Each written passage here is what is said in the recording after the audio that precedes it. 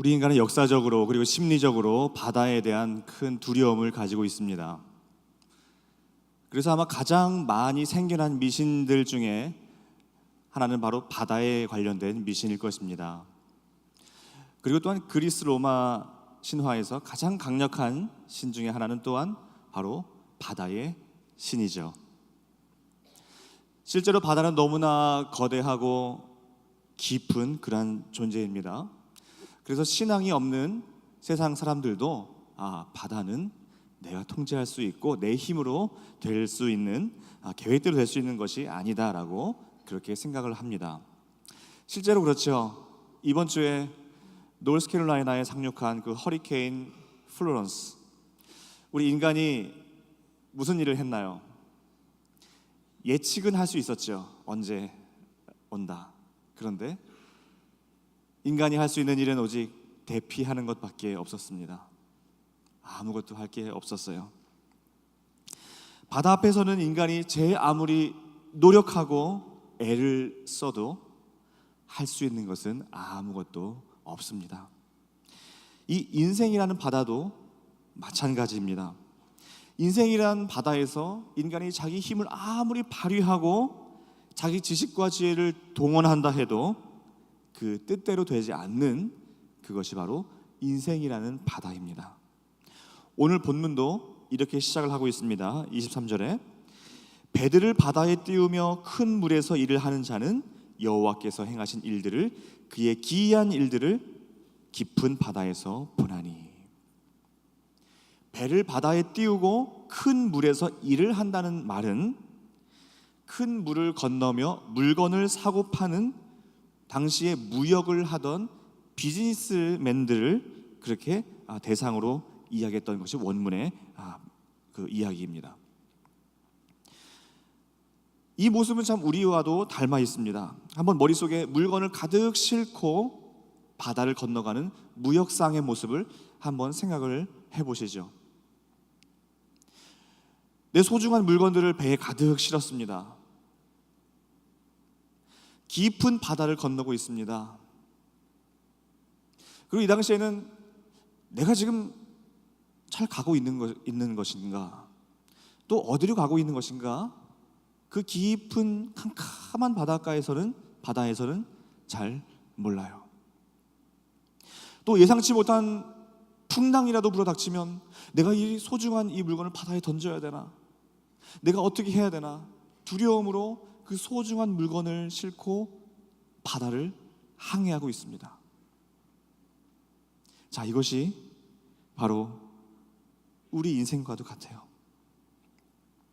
우리 인생도 참 소중한 것을 가득 싣고 이것들을 참 지키려고 애지중지하면서 캄캄한 이 바다를 지금 건너가고 있는 겁니다. 오늘 본문은 이렇게 물속에서 일을 할 때 하나님께서 행하시는 기이한 일들을 깊은 바다에서 본다라고 말씀하고 있습니다. 그러니까 바다 속에 있어야 바다에서 행하는 하나님의 일들을 경험할 수 있다라는 것이죠. 그러니까 인생의 바다는 두려움과 막막함의 장소임과 동시에 하나님께서 행하시는 놀라운 기이한 일들을 경험할 수 있는 장소가 된다는 것입니다. 마치 극도로 추운 그 지방에서 참 놀라운 오로라를 볼 수 있는 것처럼 말이죠. 그 바다에서는 어떤 일이 일어납니까? 25절에 보면 여호와께서 명령하신즉 광풍이 일어나 바다 물결을 일으키는도다. 바로 이제 올 것이 왔습니다. 바다 물결, 광풍이 일어나는 곳이 바다예요. 본문은 광풍이 치는 것을 이렇게 묘사합니다. 그들이 하늘로 솟구쳤다가 깊은 곳으로 내려가나니. 이 인생이라는 바다에서는 풍랑이 치는데 그 풍랑이 하늘로 솟구쳤다가 깊은 곳으로 내려가는, 그야말로 우리가 표현하듯이 정신없이 휘몰아친다. 왜 우리 인생이 이렇게 롤러코스터를 타는 것처럼 이렇게 업앤다운이 심하냐, 이렇게 말하는 것처럼 광풍이 그렇게 치고 있어요. 그래서 26절에서는 이렇게 말합니다. 그 위험 때문에 그들의 영혼이 녹는도다. 그들이 이리저리 구르며 취한 자같이 비틀거리니 그들의 모든 지각이 혼돈 속에 빠지는도다. 이 풍랑 때문에 영혼이 그냥 녹아버려요. 마치 취한 자처럼 비틀거립니다. 모든 지각이 혼돈 속에 빠져버려요. 그야말로 우리 인생이 이러지 않습니까? 풍랑이 치는데 하나같이 예상치 못한 일들이고, 한 번 휘몰아치면 되는데 여기서도 또 저기서도 정신없이 휘몰아치는 것이 또 우리 인생의 풍랑들이에요. 이 바다의 이미지는 우리가 보고 있는 그 본문 앞부분에 나온 광야의 이미지와 닮아 있는데, 오늘 본문이 바다와 같은 인생을 표현했다면 바로 앞에 단락인 107편 4절은 광야 같은 인생길을 표현하면서 이렇게 말씀하고 있습니다. 그들이 광야 사막길에서 방황하며 거주할 성읍을 찾지 못하고 줄이고 목이 말라 그들의 영혼이 그들 안에서 피곤하였도다. 이 광야 같은 사막길 인생에서는 줄이고 목이 말라서 피곤해요. 바다 같은 인생길에는 광풍으로 인해서 영혼이 녹아버려요. 모든 지각이 혼돈 속에 빠져버려요. 여기서 모든 지각이 혼돈 속에 빠진다라는 이 말씀은, 여기에 지각이라는 단어는 좀 지혜에 더 가깝습니다. 모든 지각의 혼란에 혼돈에 빠진다. 모든 지혜가 혼돈에 빠진다는 이야기예요. 그리고 이 지혜가, 인간의 지혜가 바닥났다라는 그런 뜻입니다. 거대한 풍랑 앞에서는 인간의 모든 지혜가 다 바닥나는 거예요. 혼돈 속에 빠져버리고 아무런 쓸모가 없어요. 인간이 아무리 지혜를 동원해도 그것이 쓸모가 없는 혼돈 속에 빠져버린다라는 그러한 말입니다. 이렇게 들이치는 그 풍랑 앞에서 영혼이 녹아버리고 인간의 지혜가 다 쓸모없는 그때에 우리가, 그 항해자가 해야 될 일은 무엇일까요? 바로 28절 볼까요? 이에 그들이 그들의 고통 때문에 여호와께 부르짖음에 그가 그들의 고통에서 그들을 인도하여 내시고 광풍을 고요하게 하사 물결도 잔잔하게 하시는도다. 아멘. 그들이 그들의 고통으로 인하여 여호와께 부르짖는다 그랬어요. 풍랑을 맞은 그 항해자가 해야 할 일이 바로 이것입니다. 풍랑을 일으키셨고 또 풍랑을 잠잠케도 하실 수 있는, 그리고 지금도 그것을 운행하고 계신 그 창조주 하나님, 그 주권자 하나님께 뭐 하는 거라고요? 부르짖는 거예요. 부르짖는 거예요. 부르짖는 거예요. 이 부르짖는다에는 두 가지의 의미가 있습니다. 하나는 찾는다라는 뜻입니다. 찾는다. 하나님께 부르짖는다는 것은 하나님을 찾는다라는 말입니다. 여기서 우리는 고통의 의미와 그 기능을 생각해 볼 수 있습니다. 자, 고통 때문에 부르짖는다라고 그 말씀했죠. 자, 바로 고통은 하나님을 찾게 만들어요. 우리 인생이 평안하면 하나님을 잘 찾든가요? 우리 인생이 평안하면 하나님을 잘 안 찾아요.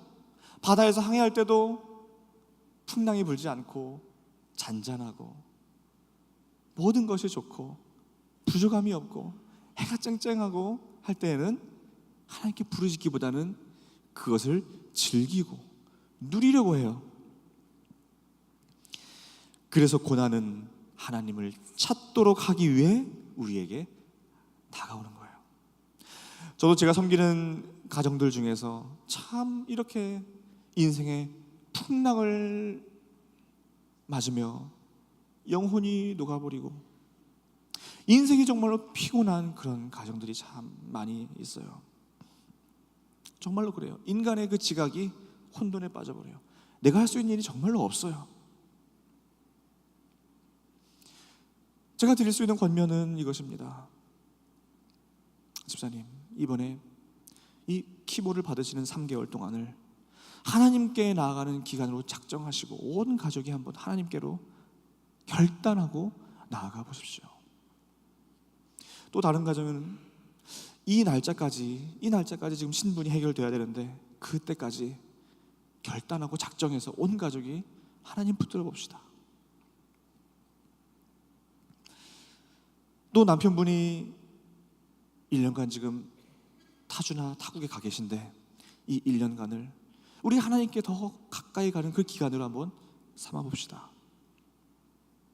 이렇게 하면요, 결과와는 좀 상관이 없을 때가 많아요. 우리가 바라던 결과와는 상관없이 하나님과 가까워지는 그런 경험들을 많이 하게 돼요. 고난이 해결되는 것과는 관계없이 내 신앙이 더 성숙하고 하나님께 가까이 가는 것을 발견한다는 말입니다.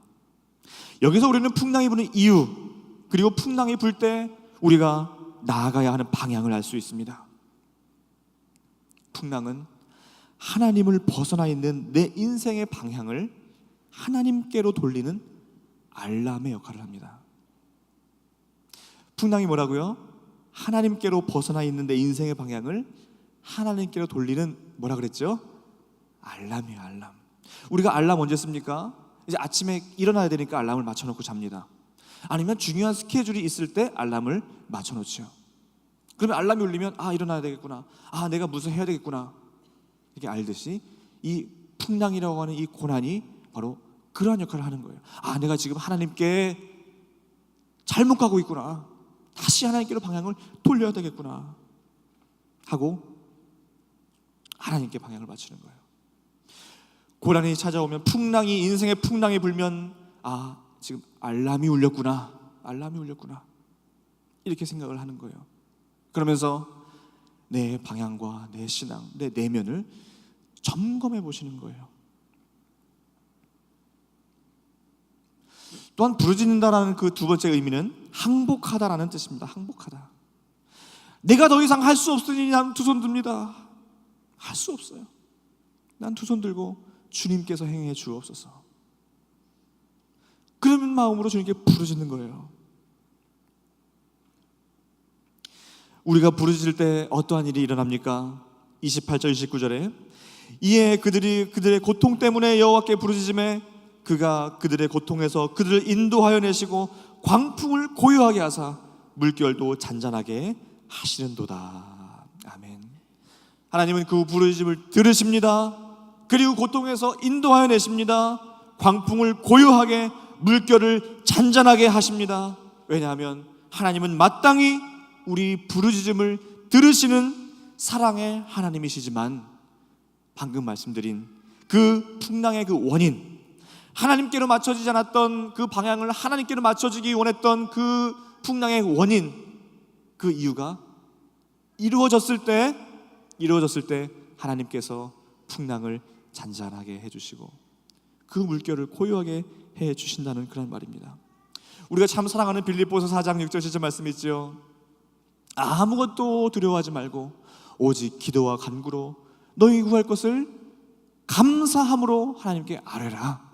그리하면 모든 지각에 뛰어난 하나님의 평강이 그리스도 예수 안에서 너희 마음과 생각을 지키시리라. 자, 여기서 아무것도 염려하지 말고 라고 되어 있죠. 아무것도 염려하지 말고. 그러면 지금 어떤 상황입니까? 염려할 거리가 있는 거예요. 염려할 거리가 지금 가득해요. 그런데 염려하지 말라는 거예요. 아무것도 염려하지 말고 다만 뭐래요? 모든 일에 기도와 간구로 너희 구할 것을 감사함으로 하나님께 아뢰라는 거예요. 그러면 모든 지각에 뛰어나신 하나님의 평강이, 자, 아까는 인간의 지각이 어떻게 됐죠? 인간의 지각은 혼돈에 빠져버렸다 그랬어요. 그런데 지금 여기서는 모든 지각에 뛰어난 하나님의 평강이, 하나님의 지각은요 모든 상황을 뛰어넘는 거예요. 인간의 지각은 혼돈에 빠져버리지만 하나님은 모든 지각을 뛰어넘어서 일하시고 그 뛰어넘어서 일하신 하나님의 평강이 우리의 풍랑을 걷어가 주시면 좋고 걷어가지 않다 할지라도 우리 마음과 생각을 지키신다 그랬어요. 우리 마음과 생각을 지키신다. 그래서 사실은 풍랑이 있을지도 몰라요. 없어지지 않을지도 몰라요. 그런데 그 모든 지각을 뛰어넘는 하나님의 평강이 우리 마음을 지킬 때에 그때 평안이 오는 겁니다. 풍랑을 고요하게 하시고 물결을 잔잔하게 하신다는 것이 바로 이러한 거예요. 풍랑이 우리가 인생 경험 동안에 많이 알잖아요. 풍랑은 항상 찾아오는 것이구나. 그리고 기도한다고 해서 바로 풍랑이 없어지는 것이 아니구나 하는 것을 우리가 지금까지 인생 경험을 통해서 알잖아요. 문제는 우리 마음이라는 것입니다. 내가 하려고 하면 오늘 본문처럼 모든 지각이 혼돈에 빠져버려요. 그런데 내가 할 수 있는 것이 사실은 없어요. 이 인생이라는 바닷가에서 내가 할 수 있는 것이 없어요. 우리 인간의 지혜는 다 혼돈 속에 빠져버리거든요.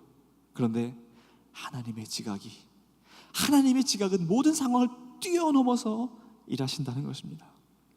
성경의 여러 곳에서 이 하나님께서 풍랑 가운데 지키신다는 말씀이 기록되어 있습니다. 너는 두려워하지 말라. 내가 너를 구속하였고 내가 너를 지명하여 불렀나니 너는 내 것이라. 내가 물 가운데로 지날 때에 내가 너와 함께 할 것이라. 강을 건널 때에 물이 너를 침몰하지 못할 것이며. 또 다른 성경에는 내가 지었은즉 내가 업을 것이요 내가 품고 구하여 내리라. 우리 인생의 바다를 건너가는 우리 인생길에서 물이 우리를 침몰하지 못해요. 하나님이 업고 품고 구하여 낸다고 했습니다. 그래서 사실은 이 인생이라는 바다는 엄밀히 말하면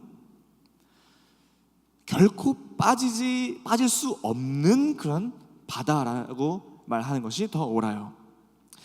하나님, 우리가 인생의 바다에서 부는 풍랑으로 인해서 온 힘이 다 빠지고 살 소망조차 끊어졌다 할지라도 우리는 하나님을 놓아버리고 싶고 그냥 살 소망을 다 잃어버리는 그런 상황이라 할지라도 하나님만은 우리를 놓지 않으십니다. 하나님만은 우리를 붙들고 계십니다. 우리가 빠져갈 때 우리를 건지시는 분이 하나님이세요. 그리고 우리는 빠졌다고 생각하지만 사실은 빠진 것이 아닙니다. 빠질 수 없는 인생의 바다예요. 하나님이 우리와 함께 하시고 붙들고 계시기 때문입니다.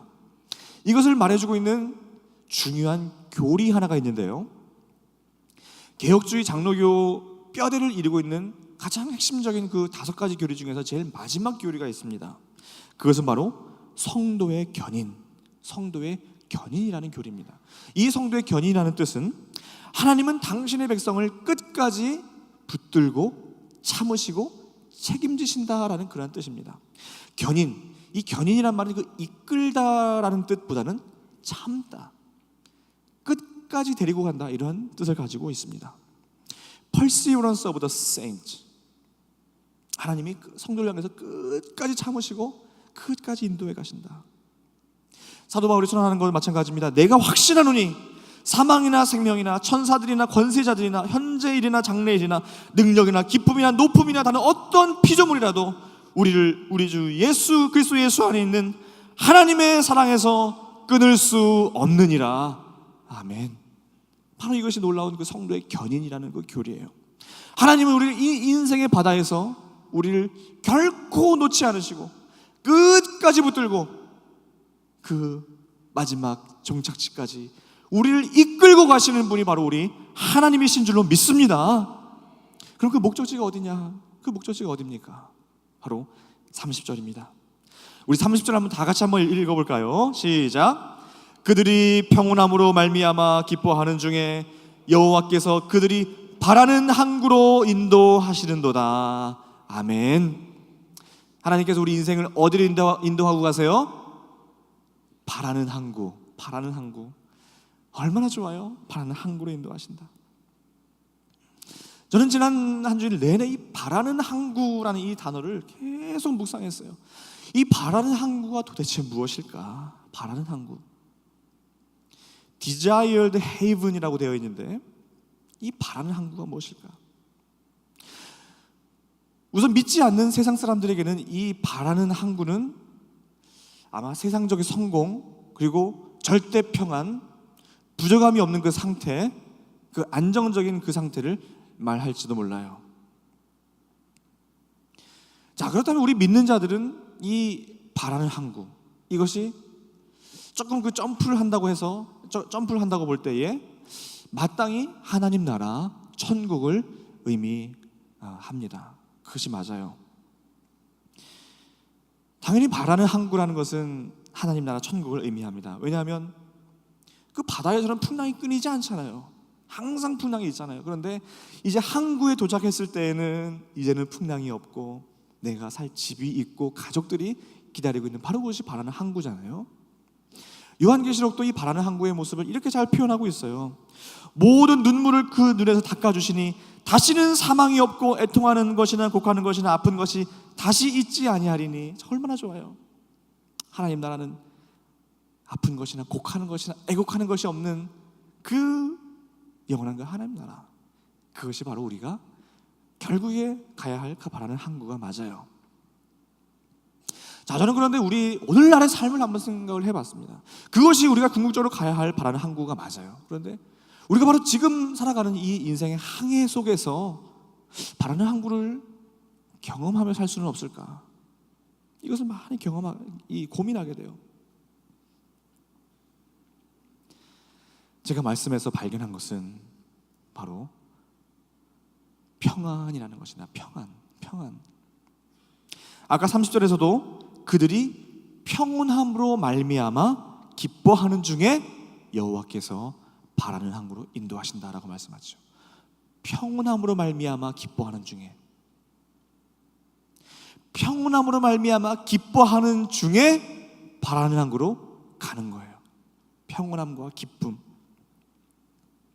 그래서 풍랑 중에 있을 때에, 인생의 항해 속에 있을 때에 평온함으로 기뻐한다면 그것이 바라는 항구가 된다는 것입니다. 요셉은 그 극심한 노예 생활과 감옥 안에서 하나님께서 함께 하시면서 누리는 그 형통함을 그가 누렸어요. 다윗은 사울이 숨어있는 그 동굴에 함께 숨어 있으면서 극심한 두려움 가운데 있을 때 이렇게 고백했어요. 하나님이여, 내 마음에 확정되었사오니 내가 노래하고 찬송하리이다. 다윗은 압살롬을 피해서 도망가는 그 또한 인생에 계속되는 그 풍랑 가운데 이렇게 고백합니다. 천만인이 나를 에워싸 진칠지라도 나는 두려워하지 아니하리로다. 놀라운 고백이죠. 욥은 정말로 아까 우리가 고백했던 그런 이 풍랑 때문에 영혼이 녹아버리고 모든 지각이 혼돈에 빠져버리는 그 극심한 고난 속에서 욥이 했던 고백 무엇입니까? 주신 자도 여호와시오, 가져가신 자도 여호와시오니 여호와의 이름이 찬송을 받으실지어다. 너무나 놀라워요. 바울과 실라도 그 감옥 속에서 하나님을 찬송했잖아요. 하나님을 찬송했잖아요. 이들에게 지금 풍랑이 없습니까? 이들에게 지금 풍랑이 걷어갔어요? 아니에요. 지금 풍랑 속에 있어요. 극심한 고난 중에 있습니다. 그런데 이들의 고백이 무엇이에요? 한결같이 하나님을 찬송하고 있습니다. 하나님께서 그 함께 하심을 경험하고 있는 거예요. 그러니까 그런 놀라운 고백들을 이렇게 하는 거예요. 그들은 이 풍랑이 있는 인생의 바다에서 바라는 항구를 경험하고 있는 사람들이에요.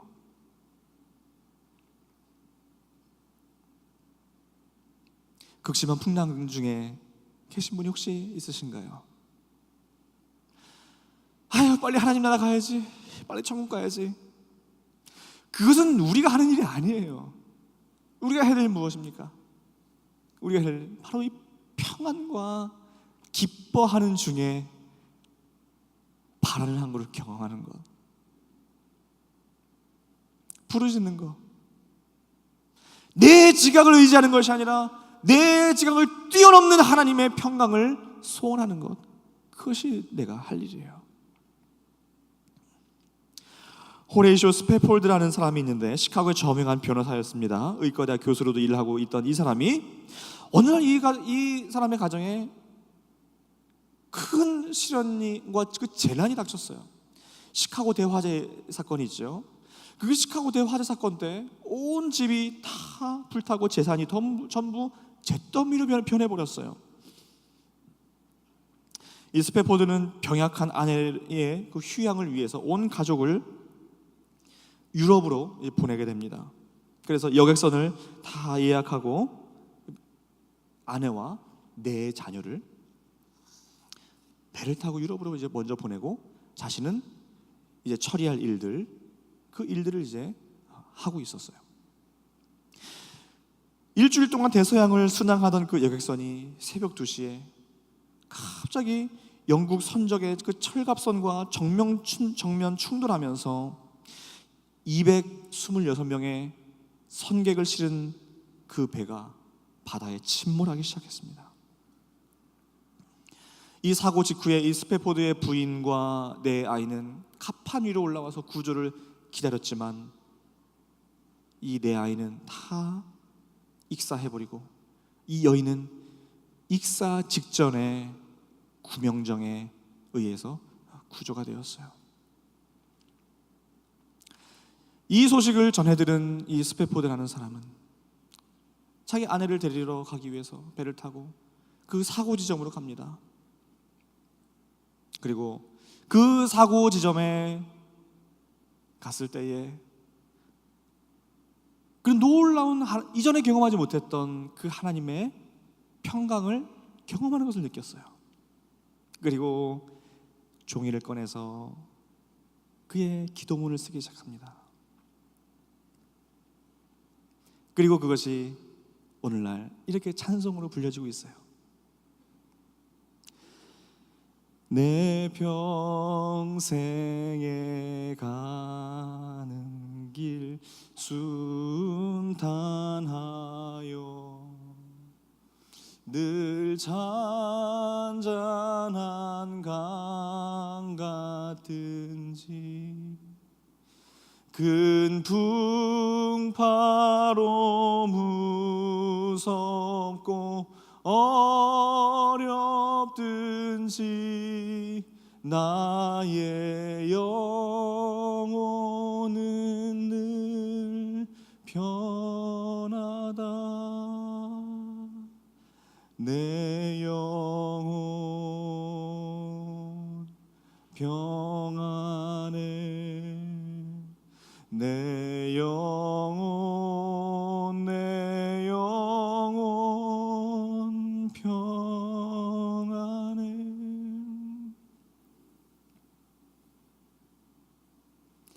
지금 평안한 상황이 아니에요. 그런데 하나님이 주시는 놀라운 그 평안이 그에게 임하니까 그는 평안을 노래하고 있어요.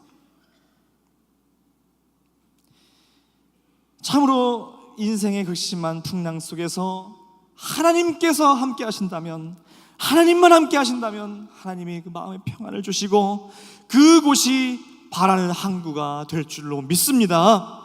예수님도 풍랑이 있는 바다 위에서 제자들에게 이렇게 말씀하잖아요. 두려움에 떨고 있는 제자들에게 안심하라, 내일 두려워 말라. 안심하라, 안심하라. 내가 인생 배에 올라와 있지 않냐? 안심해라, 안심해라. 풍랑 속에서도 두려워하지 않을 수 있는 것 바로 예수 그리스도께서 함께 하시고 나에게 말씀하고 계시기 때문에, 안심하라고 말씀하시기 때문에 그럴 수 있는 것입니다. 말로 표현할 수 없는 그 인생의 그 풍랑을 제가 어떤 책을 읽다가 그는 이렇게 고백을 하더라고요. 고난은 구원이 그려질 그 캔버스 뭔지 아시죠? 그림을 그리는 그 천으로 되어 있는 큰 그림판, 고난을 그 구원이 회복이 그려질 캔버스라고 말하면서 이렇게 고백합니다. 고난은 복음의 섬유로 촘촘하게 자아낸 바탕색 천이었다. 구원이 그려질 캔버스인 셈이다. 이 고난이라는 것은 하나님의 놀라운 그 은혜들로 촘촘히 짜져 있는 그런 그림판이에요. 거기에 하나님께서 놀라운 일들을 그려가실 거예요. 그때 우리는 무엇을 할 수 있느냐? 바로 31절 보세요. 31절에 여호와께서 행하신 인자하심과, 여기서 인자하심은 하나님의 그 steadfast love예요. 확고한 그 사랑, 그 인자하심과 인생에게 행하신 그 기적으로 말미암아 그를 찬송할지어다. 바로 이 캔버스, 하나님의 그 고난이라는 그 캔버스 속에 하나님께서 하나님의 인자하심을 그려나가십니다. 확고한 사랑을 그려나가십니다. 놀라운 일들을 하나님은 그려나가실 거예요. 그리고 나서 나중에 우리는 그 고난이라는 그 그림을 볼 때에 그 고난은 놀라운 작품으로 완성되어 있을 것입니다. 그 작품은 하나님이 그리신 거예요. 하나님이 놀라운 기이한 일들을 행하셔서 그리신 그 작품이에요. 그 작품은 그림 그린 중에는 안 보여요. 그렇죠? 그림을 다 그린 이후에 작품을 볼 수 있어요. 그 작품을, 어떠한 작품을 하나님께서 내 인생에 그리셨을까? 이것은 정말 궁극적으로 아까 말했던 하나님 나라라는 그 바라는 항구, 거기에 가서 확인할 수가 있어요. 어떠한 그림이 내 인생의 캔버스에 그려져 있을까? 사랑하는 인생의 항해자 여러분, 소중한 물건을 가득 싣고 이 인생을 항해해 나가시는데 참 인생에 불어닥친 수많은 환난과 풍랑, 그것들로 인하여 영혼이 녹아내리고 내 모든 지혜가 바닥나고, 그럴 때에 하나님께로 방향을 돌려서 하나님께 부르짖으시기를 간절히 소원합니다. 그때 하나님께서 들으시고 우리의 또 한 번의 그림을 그려나가실 줄로 믿습니다. 하나님께서 풍랑 중에 평안으로 함께 하셔서 바라는 항구로 인도에 가실 줄로 믿습니다. 우리 방금 제가 불러드렸던 찬양 같이 한번 불러보시죠. 찬양 같이 부를 때에 내 평생에 가는 길 순탄하여, 내 평생에 가는 길이 순탄하여 잔잔하든지 강 같든지 큰 풍파로 어렵든지 내 영혼이 늘 편하다. 이것은요 정말로 그냥 나올 수는 없어요. 이런 고백은 그냥은 못 나와요. 이런 고백은 알람이 울렸을 때에, 하나님께 방향을 돌릴 때에, 그때 나올 수 있어요. 내 방향을 바꾸지 않는 이상은 이 고백은 나올 수가 없어요. 이 고백을 그냥 악보대로 멜로디처럼 부르면, 기계적으로 부르면 이 고백이 이거 내 고백이 아니에요. 이 고백은 내 삶으로 불러야 돼요. 내 삶으로. 정말 내가 평안하다. 극심한 풍랑이 지금 없는 것이 아니고, 내가 풍랑으로 인해 기도하는데 이 풍랑이 하나님께서 기도를 들어주신 것이 지금 아니지만 평안한 거예요. 그 이유는 하나님이 내 손 잡고 계시고 물이 너를 침몰하지 못할 것이라 말씀하시기 때문에 그렇습니다. 그런 마음으로 함께 찬양하시겠습니다.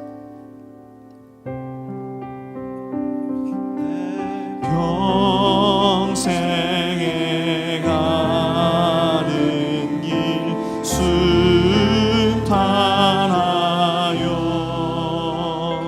늘 잔잔한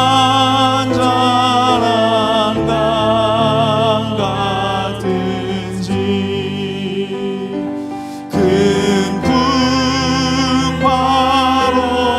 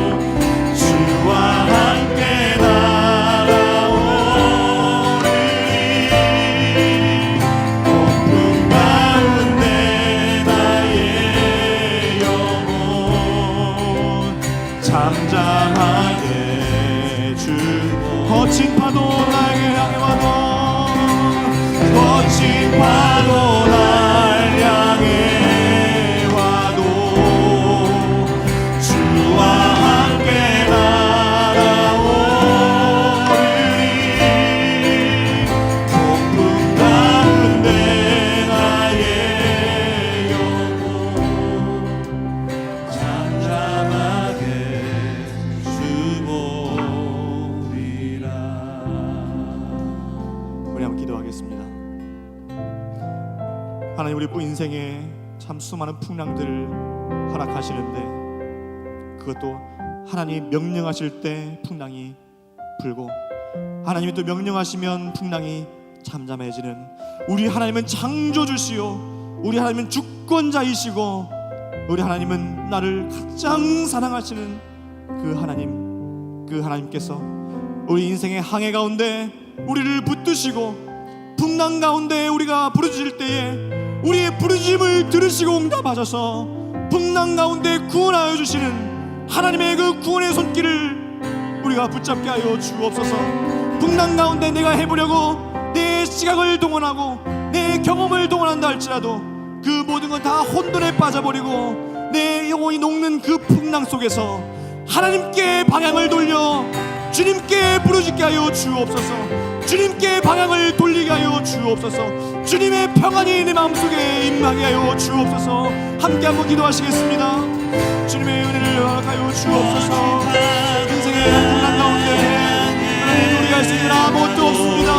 우리가 할 수 있는 거 해봐야 지혜가 바닥이 나고 모든 지각이 다 쓸모가 없어지는 이때에 우리 주님께서 내 손 잡아주시고 우리 주님께서 건져주시고 부르짖을 때에 들으시고 부르짖을 때에 손 내밀 때에 주님께서 응답하여 주시고 손 내밀 때에 손 잡아 주옵소서. 하나님의 평안으로 인도하여 주옵소서. 평안을 노래하게 하여 주옵소서.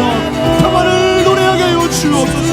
극심한 고난 가운데에서 내가 오직 평안과 기쁨 중에 바라는 항구로 인도하여 나가는 그 소망을 노래하고 평강을 노래할 수 있도록 주님 인도하여 주시옵소서. 주님의 은혜를 부어 주시옵소서. 주님 감사합니다. 주시옵소서. 우리 한 번 더 이어서 기도하겠습니다. 주님 평안을 주옵소서. 평안을 주옵소서. 바라는 항구로 인도하여 주시는 그 하나님께서 지금 그 바라는 항구를 경험케 하여 주옵소서. 그것은 바로 주님이 주신 평안인데, 주님, 내가 풍랑을 보면 평안이 없습니다. 풍랑을 보면 평안을 노래할 수 없습니다. 그런데 풍랑 너머에 계신, 아니 그 풍랑을 일으키시는 그 하나님을 볼 때에 내가 평안을 노래하게 하여 주옵소서. 평안을 노래하게 하여 주옵소서. 폭풍 가운데 참 평안을 노래하는 그 놀라운 은혜를 허락하여 주옵소서. 그리고 이 시간 또한 중보기도로 나아가십시오. 내 주변에 내 이웃의 가족에게 순 식구들 중에 내 많은 믿음의 동료들 중에 이러한 풍랑을 지금 지나가고 있는 그런 믿음의 동료들 있습니다. 주님, 그 영혼이 하나님께로 방향을 돌려 부르짖는 가운데 주님의 평안을 경험케 하여 주시옵소서. 평안의 노래를 부르게 하여 주옵소서. 정말로 기도가 필요한 그 믿음의 동료의 이름과 얼굴을 떠올리면서 이 시간 함께 평안을 노래할 수 있도록 함께 기도하겠습니다. 주님, 은혜를 주옵소서. 하나님, 인생 가운데 평안을 허락하여 주시옵소서. 주님, 평안을 허락하여 주시옵소서. 하나님, 자고도 일어날 수 있는 것이 아무것도 없습니다. 아버지 하나님, 그러나 평안을 노래하며 이 극심한 불안 중에서 주님을 바라보며 평안으로 나갈 수 있도록 인도하여 주옵소서. 참 많은 어려운 가운데 있는 우리 가족들, 우리의 순식구들, 믿음의 동료들이 있습니다. 주여, 은혜를 주셔서 주여 평안을 허락하여 주시옵소서. 그 영혼을 붙들어 주옵소서. 주여, 그 영혼을 붙들어 주옵소서. 주님, 그 인간을 할 수 있는 것이 아무것도 없습니다. 오직 주님께서 주신 평안을 노래하게 하여 주시옵소서. 주님의 일을 하여 주옵소서. 주님, 평안을 하여 주옵소서. 모든 지각에 뛰어난 하나님의 평강이 우리 가운데 넘치게 임하여 주옵소서. 하나님, 함께하여 주시는 하나님의 소원합니다. 주님, 은혜를 주옵소서.